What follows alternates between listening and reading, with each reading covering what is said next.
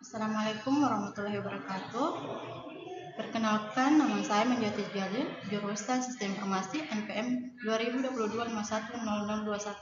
Baiklah, saya di sini akan membacakan materi model interaksi dalam IMK. Yang pertama, pengantar IMK. Pengertian interaksi manusia dan komputer ialah bidang studi multidisipliner yang membahas perancangan, evaluasi, dan implementasi sistem komputer interaktif yang digunakan oleh manusia. Manusia berperan sebagai pengguna aktif yang berkomunikasi dengan sistem komputer melalui antarmuka tertentu, dan komputer memberikan respon terhadap input yang diberikan oleh pengguna.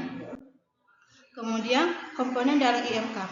Yang pertama, manusia, yaitu user, merupakan pengguna sistem yang memiliki karakteristik kognitif, fisik, dan emosional. Yang kedua, komputer, yaitu sistem atau mesin, merupakan perangkat keras dan perangkat lunak yang berfungsi sebagai alat bantu manusia. Yang ketiga, interaksi atau interface, merupakan perantara antara manusia dan komputer yang memungkinkan terjadinya komunikasi dua arah. Kemudian, aspek penting dalam IMK. Yang pertama, antarmuka pengguna, yaitu user interface, merupakan titik di mana pengguna dan sistem saling berinteraksi. Contohnya adalah tombol menu, formulir, dan layar sentuh. Yang kedua, desain berbasis pengguna, yaitu user-centered design. Pendekatan dalam desain sistem di mana kebutuhan, keterbatasan, dan preferensi pengguna menjadi pusat perhatian selama proses pengembangan. Yang ketiga, usability atau kegunaan, mengukur sejauh mana suatu sistem dapat digunakan dengan mudah dan efektif oleh pengguna untuk mencapai tujuan tertentu. Yang keempat, user experience, merupakan pengalaman subjektif yang dirasakan menggunakan pengguna ketika menggunakan sistem, mencakup kenyamanan, kesenangan, dan kepuasan.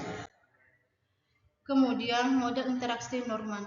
Model ini menggambarkan 7 langkah interaksi pengguna. Yang pertama, menentukan tujuan, membuat niat, menentukan tindakan, melakukan tindakan, mengamati sistem, menafsirkan keadaan, mengevaluasi hasil. Dari langkah tersebut, fokusnya mengurangi kesenjangan antara niat dan hasil sistem.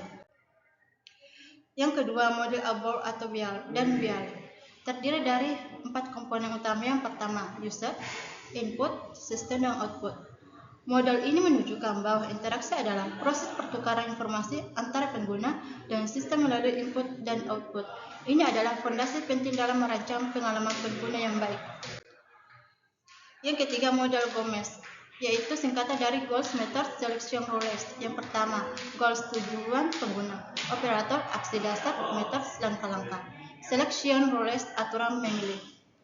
Model Goals membantu desainer sistem untuk memahami bagaimana pengguna berpikir dan bertindak, serta bagaimana penyusun sistem yang efisien dan mudah digunakan. Yang selanjutnya, model interaksi kontekstual. Model ini mempertimbangkan konteks pengguna sebagai berikut. Yang pertama, konteks fisik. Yang kedua, konteks sosial. Yang ketiga, konteks organisasional. Yang keempat, konteks teknologis. Yang kelima, konteks waktu. Kesimpulan dari materi ini adalah model interaksi dalam interaksi manusia dan komputer membantu memahami cara pengguna berinteraksi dengan sistem secara efisien dan efektif.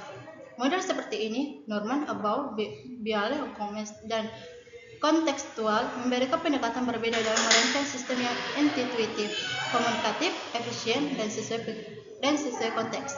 Dengan memahami model-model ini, pengembang dapat menciptakan antarmuka yang lebih mudah digunakan dan sesuai dengan kebutuhan nyata pengguna. Sekian dan terima kasih. Wassalamualaikum warahmatullahi wabarakatuh.